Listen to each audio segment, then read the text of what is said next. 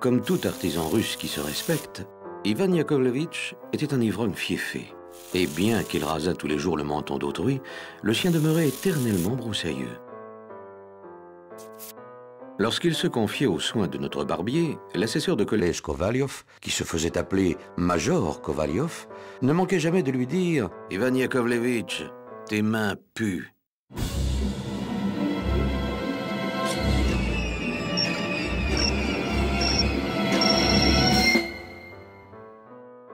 Alors Ivan Yakovlevitch prisait un peu de tabac et pour se venger, savonnait impitoyablement les joues du major. Le 25 mars dernier, le barbier Ivan Yakovlevitch se réveilla d'assez bonne heure et sentit une odeur de pain chaud. Il vit que son épouse, Paraskovie Osipovna, personne plutôt respectable et qui aimait fort le café, défournait des pains tout frais cuits. Respectueux des convenances, il se mit en devoir de déjeuner. Il prit son couteau et, la mine grave, coupa son pain en deux. Il vit alors un objet blanchâtre au beau milieu de la miche. Il le tâta précautionneusement du couteau, le palpa du doigt. Qu'est-ce que cela peut bien être? Un nez? Un nez, c'était bien un nez, et même semblait-il un nez de connaissance. L'effroi se peignit sur les traits d'Ivan Yakovlevitch. Où as-tu bien pu couper ce nez, bougre d'animal? Ivan Yakovlevitch était plus mort que vif. Il venait de reconnaître le nez du major Kovalyov. Emporte-le tout de suite, saligo! Emporte-le où tu voudras, et que je n'en entende plus parler!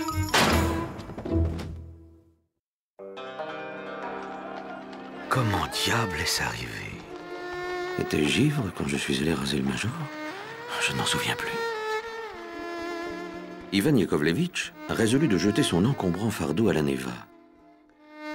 Après s'être assuré que nul ne l'observait, il se pencha comme pour voir s'il y avait encore beaucoup de poissons et se débarrassa discrètement de l'objet fatal.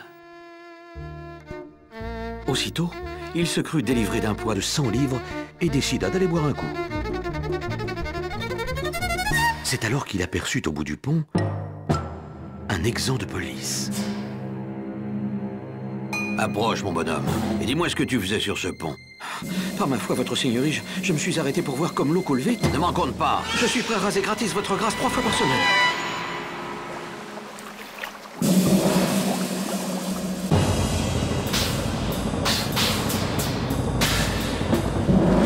Cependant, l'assesseur de collège Kovalyov se réveillait en murmurant, suivant une habitude qu'il eût été bien en peine d'expliquer. Il s'étira et se fit donner un miroir dans l'intention d'examiner un petit bouton qui, la veille, lui avait poussé sur le nez. Ce monsieur le major était caucasien. Il était venu à Pétersbourg pour y chercher une charge de vice-gouverneur, voire une place d'inspecteur dans une administration importante. Le major Kovalyov eût volontiers pris femme, à condition que la dot se montât à 200 000 roubles. On peut maintenant se figurer l'état du major quand, à la place d'un nez point trop laid, il ne trouva plus qu'une bête surface lisse. Tout alarmé, il se frotta les yeux, se palpa, se pinça. Le nez avait bel et bien disparu. Le front bas et les mains moites, le major se rendit à la préfecture de police pour lancer un avis de recherche et déposer une plainte. Par un fait exprès, aucun fiacre ne se montrait. Il dut faire le chemin à pied, craignant à tout moment de rencontrer quelques personnages haut placés, ou pis, quelques demoiselles de connaissance. Soudain, il s'arrêta, cloué sur place. Il venait de reconnaître un personnage en uniforme qui descendait d'une voiture. Ce personnage n'était autre que son nez. Le bicorne à plumes qu'il portait laissait inférer qu'il avait rang de conseiller d'État. Il faisait à coup sûr une tournée de visite. Au bout de 2 minutes, le nez réapparut. Comment l'approcher? Songeait Kovalyov lui emboîtant le pas. Tout en lui indique le conseiller d'État. Le nez s'était arrêté devant la vitrine d'une boutique. Kovalyov s'approcha en tout sautant, puis, s'armant de courage, se décida à l'aborder. « Monsieur ?» Le nez se retourna et toisa Kovalyov. « Je suis surpris, monsieur, mais vous devriez, il me semble, mieux connaître votre place. » Qu'entendez-vous par là? Enfin, monsieur, je suis major, et je ne saurais convenir sans me promener sans nez. Et puis, je suis reçu dans de nombreuses maisons. Je compte parmi mes connaissances madame la conseillère Tchektariov, et bien d'autres dames. Vos propos, monsieur, sont obscurs, répliqua le nez. Enfin, monsieur, vous êtes mon nez. Le nez considéra le major avec un léger froncement de sourcils. Vous vous trompez, monsieur. D'étroites relations ne sauraient d'ailleurs exister entre nous. À en juger par les boutons de votre uniforme, nous appartenons à des administrations différentes. Je suis quant à moi de l'Académie des sciences. Adieu, monsieur. À ce moment, le commissaire du quartier s'étira en disant « Quelle bonne petite sieste je viens de faire !» Le commissaire aimait fort à encourager les arts et les métiers, mais il aimait encore davantage les billets de banque. Qu'y a-t-il de meilleur ? Avait-il coutume de dire. Un billet, cela ne prend pas de place, on peut toujours le fourrer dans sa poche, cela ne demande aucun entretien, et si on le laisse tomber, il ne se fait pas mal.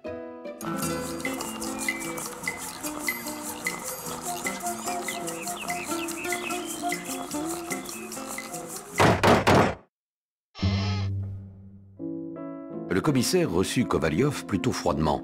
On ne procède point à des enquêtes aussitôt après déjeuner. D'ailleurs, un homme comme il faut ne se laisse pas arracher le nez. Le major, qui était fort susceptible, se retira furieux.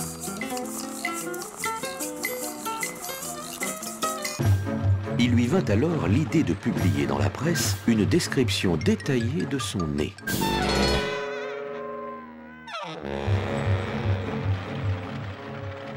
Le major entra dans une petite salle où un employé vêtu d'un habit passablement usé recevait les gens désireux de faire insérer une annonce dans les colonnes du journal.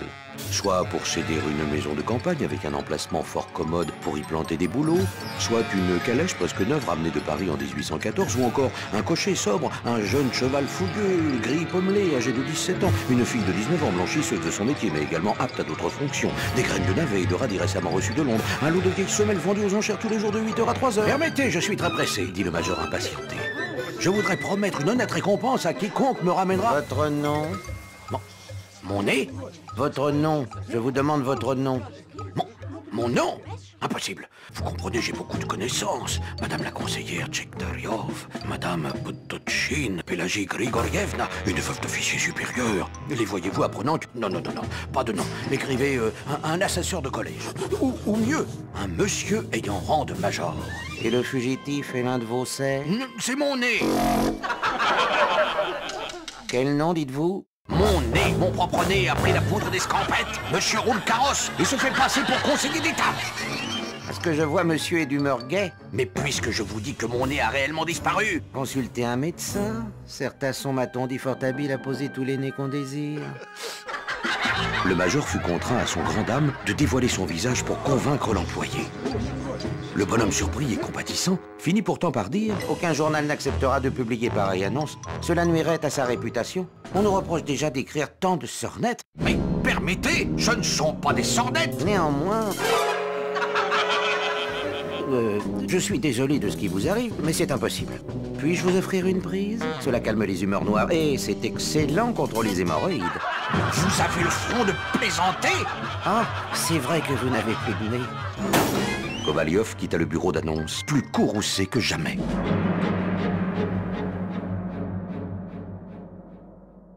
Rentré chez lui, il réfléchit à toute cette affaire et finit par se persuader que l'auteur du délit ne pouvait être autre que Madame Potochin. Elle désirait le voir épouser sa fille, qu'il courtisait à l'occasion tout en reculant devant un engagement définitif. Par esprit de vengeance, la Potochin avait conçu de le défigurer et avait employé à cette fin quelques jeteuses de sorts. Il se résolut, avant de porter plainte, à une tentative de conciliation. Très honorée Alexandrine Grigorievna, l'affaire est éclaircie. Vous en êtes la principale instigatrice, nul ne l'ignore plus. Je crois bon de vous prévenir que si mon nez n'a pas repris dès aujourd'hui sa place, je me verrai contraint de me placer sous la protection des lois. Dans cette attente, contre toute attente, j'ai l'honneur d'être, madame, votre dévoué serviteur, Platon Kovalyov. Très honoré Platon Kouzmitch. Je confesse que votre histoire de nez me laisse fort pantoise.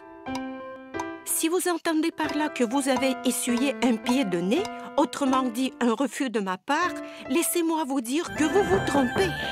J'ai toujours été au contraire. Et suis toujours prête à vous accorder la main de ma fille, mais la peste soit de son idiote de fille, je la ferai jeter en prison. Vous avez perdu votre nez? Clama une voix inconnue.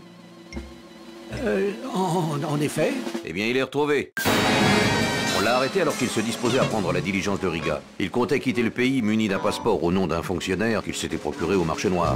Où est-il? Je l'ai d'abord pris pour un monsieur. Heureusement, j'avais mes lunettes. J'ai bien vu que ce n'était qu'un nez. Où est-il? Où est-il? Le principal complice est un barbier de la rue de l'Ascension. Il y a longtemps que je le soupçonnais. Il est maintenant sous les verrous. Mais, et le nez? Il est ici. Sachant que vous en aviez besoin, je vous l'ai apporté. C'est bien lui! C'est bien lui! Le major reconnut le bouton sur la narine gauche qui lui avait causé tant de soucis et faillit éclater de rire. Mais rien n'est durable ici-bas. Au bout d'une minute, la joie perd de sa vivacité. Une minute encore et la voilà plus faible. Elle se fond ainsi par degrés avec notre état d'âme habituel, comme le cercle fermé par la chute d'un caillou se dilue à la surface de l'eau.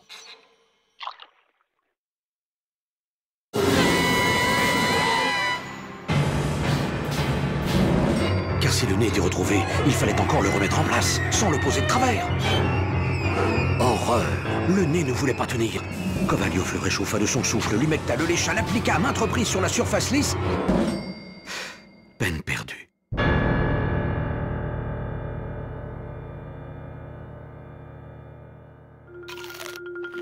En désespoir de cause, Kovalyov consulta le médecin qui habitait au premier.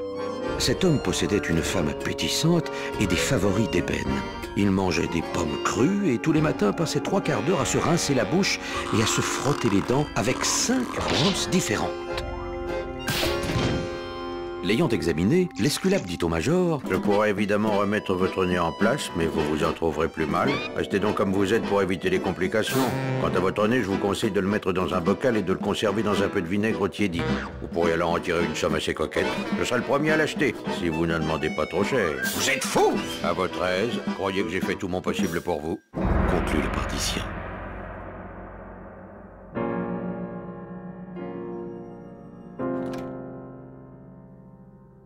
Le major était maintenant tout à fait désespéré.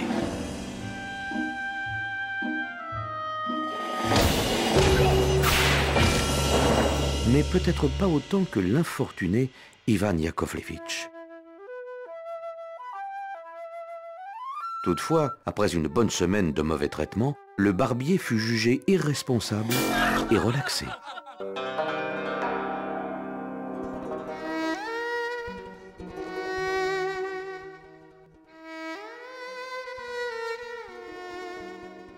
Cependant, l'aventure faisait, non sans les embellissements coutumiers, le tour de la capitale.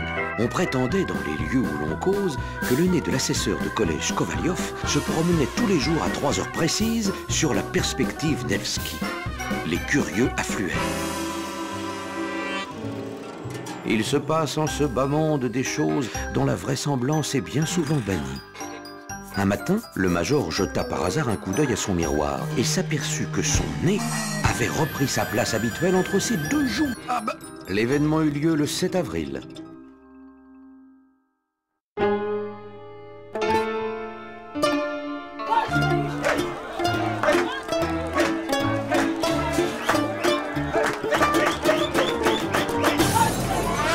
Il eut dans sa joie danser pieds nus un trépas endiablé s'il ne l'en avait empêché la venue d'Ivan Yakovlevitch, craintif comme un chat qui vient d'être fouetté pour avoir volé du lard. Ah, te voilà, toi. Dis-moi, Ivan, il me semble que j'ai un bouton sur le nez. Oh, un tout petit bouton, monsieur. Parfait, parfait. As-tu les mains propres? Oui, monsieur. Tu mens! Tes mains puent, comme toujours. Telle est l'aventure qui eut pour théâtre la vieille Pétersbourg, capitale septentrionale de notre vaste empire. À bien réfléchir, beaucoup de détails en paraissent inconcevables. Par exemple, qu'un monsieur ayant rang de major se laisse barbifier par un alcoolique avéré. Et puis comment le nez s'est-il trouvé dans la miche de pain? Ça tient pas debout. Mais ce qu'il y a de plus étrange, c'est qu'un auteur puisse choisir de pareils sujets. Premièrement, cela n'a absolument d'aucune utilité pour la patrie. Deuxièmement non plus d'aucune utilité. Et cependant, malgré tout, enfin quoi, dans tout cela, il y a quelque chose. Vous aurez beau dire, des choses semblables arrivent en ce monde. C'est rare, mais cela arrive.